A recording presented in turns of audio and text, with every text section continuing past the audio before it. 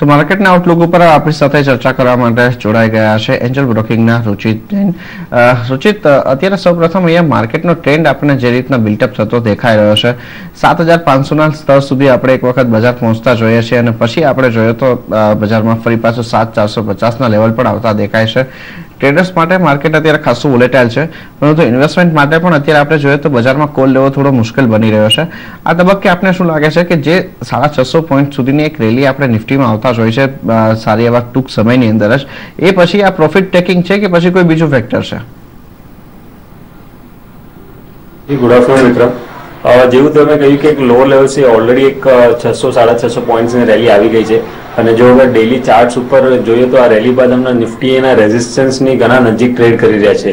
જો previous lose હતા જે બ્રીચ થયા હતા એ રેઝિસ્ટન્સ હમણાં બની જશે.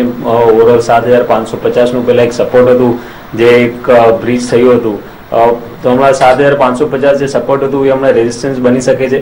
આની અલાવા જે આખી કરેક્ટિવ મૂવ છે ઓક્ટોબર મહિનાથી 8,336 થી લઈને રિસેન્ટ લો 6,680ની જે આખી મૂવ છે એનું 50% રિટ્રેસમેન્ટ પણ 7,550ની આજુબાજુ આવી રહી છે. તો એટલે કપલ ઓફ રેઝિસ્ટન્સીસ છે 7,550 થી 7,600ની રેન્જ જ્યાં નિફ્ટીમાં રેઝિસ્ટન્સ છે. આજની ટ્રેડિંગ સેશનમાં પણ એક ડોજી પેટર્ન બનાવી છે એટલે રેન્જ બાઉન્ડ મુવમેન્ટ રહી છે, એટલે એક નાની કરેક્ટિવ મૂવ આવી શકે છે કરંટ લેવલથી. 7,300ની આજુબાજુ એક નિફ્ટીમાં એક કરેક્ટિવ મૂવ કરંટ લેવલથી આવી શકે છે.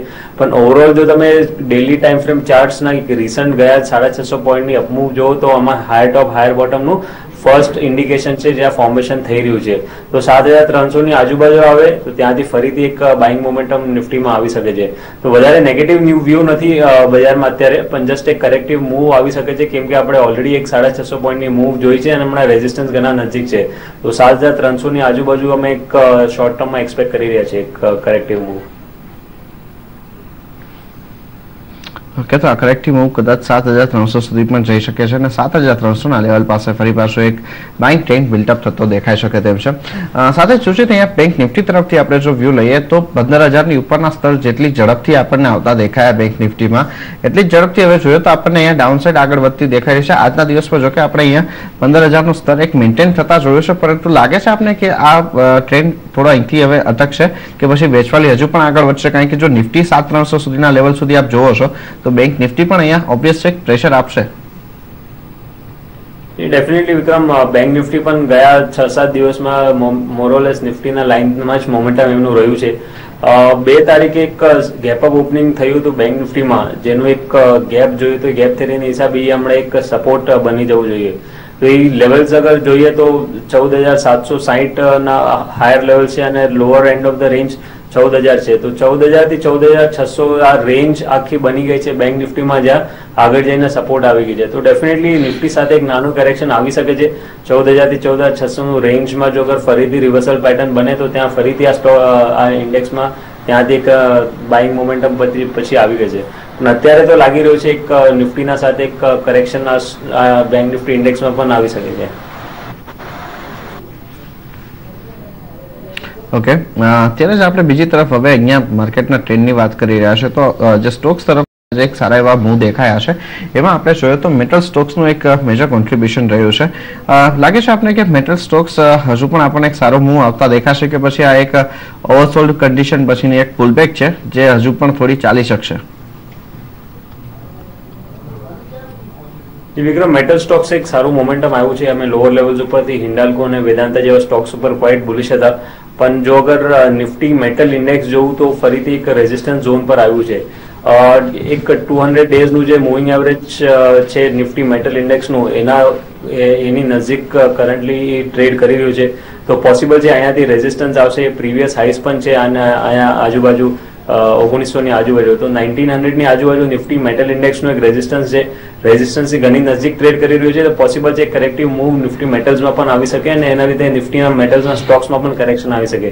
તો જો લોઅર લેવલ્સ ઉપર લીધા હોય નિફ્ટીના મેટલ્સના સ્ટોક્સ તો અહીંયા પ્રોફિટ બુકિંગ કરી લેવું જોઈએ.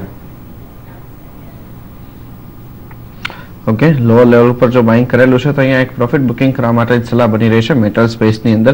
એ સિવાય આજે ઇન્ડેક્સ બેઝ ઉપર બીજા જે કાઉન્ટર્સ એક સારા મૂવમાં દેખાયા હશે એમાં અપસ્ટ્રીમ કંપનીઝના કાઉન્ટર રહ્યા છે. કેન ઇન્ડિયાનું કાઉન્ટર આપણે ખાસ જોઈ શકીએ છીએ, ઓએનજીસી જોઈ શકીએ છીએ અને ઇવન ગેલનું કાઉન્ટર કે જે આપણે આજે 200 દિવસના મૂવિંગ એવરેજ પરના એક બ્રેકઆઉટ સાથે વોલ્યુમ સાથેના બ્રેકઆઉટ સાથે આપણે જોઈએ તો એક ક્લોઝિંગ આવતા જોયું છે. તો ગેલ, ઓએનજીસી અને કેન ઇન્ડિયા ક્યાં ધ્યાન રાખવું જોઈએ?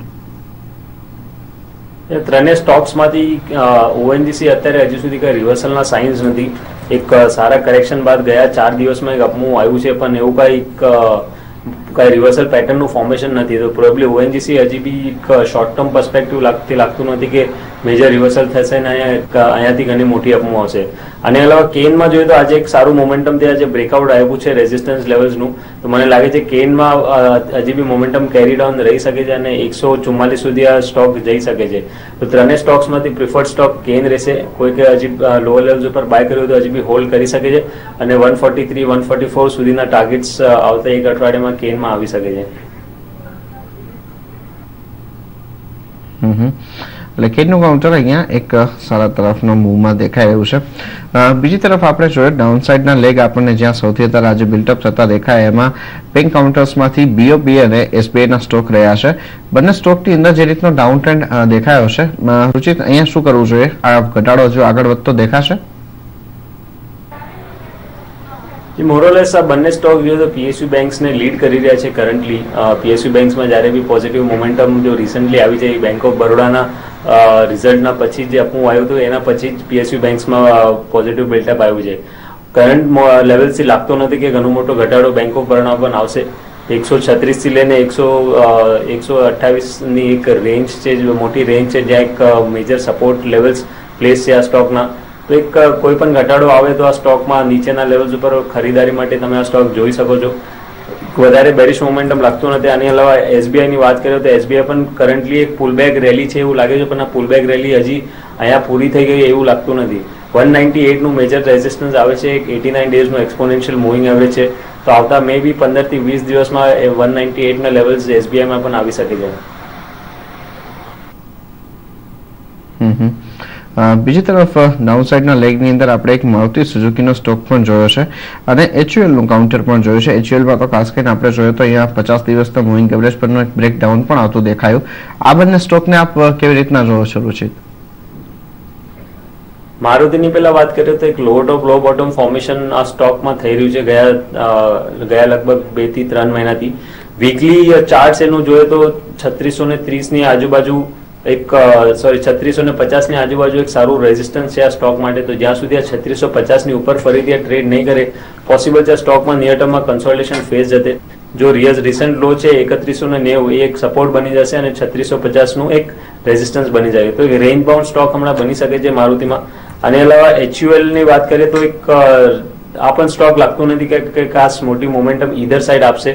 મોટું કરેક્શન આ સ્ટોકમાં નહીં આવશે. 795 ની આજુબાજુ આવશે તો ફરી ત્યાંથી એક બાઇંગ મોમેન્ટમ આવશે અને 850-855 નું એક રેઝિસ્ટન્સ બન્યું રહેશે. તો બંને સ્ટોક્સ એક રેન્જ બાઉન્ડ મોમેન્ટ આવતા 2 અઠવાડિયા સુધી એક નાની રેન્જમાં રહી શકે છે.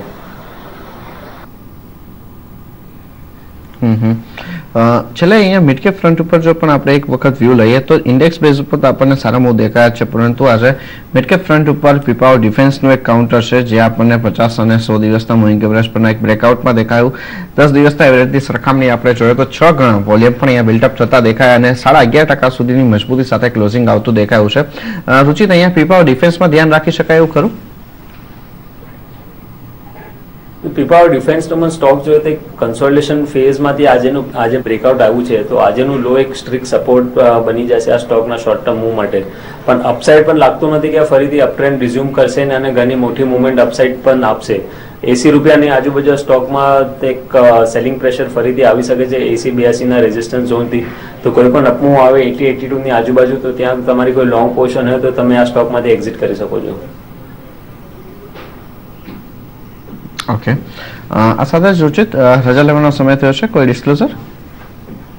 જે સ્ટોક્સ આપણે ડિસ્કસ કર્યા છે મારા પર્સનલ હોલ્ડિંગમાં કોઈ નથી, પણ અમુક અમારા ક્લાયન્ટ્સને મેં રેકમેન્ડ કર્યા છે એટલે એમની પોઝિશન હોઈ શકે છે. ઓકે, આભાર રુચિત, આપનો સમય ફાળી અહીંયા અમારી સાથે જોડાવા બદલ અને સમગ્ર માહિતી આપવા બદલ. તો એ સાથે જ આજની ભાવ કોપીમાં અત્યારે બસ આટલું જ. આગળ વધુ સમાચારો અને અપડેટ્સ માટે થઈને આપ જોતા રહો CNBC બજાર. નમસ્કાર.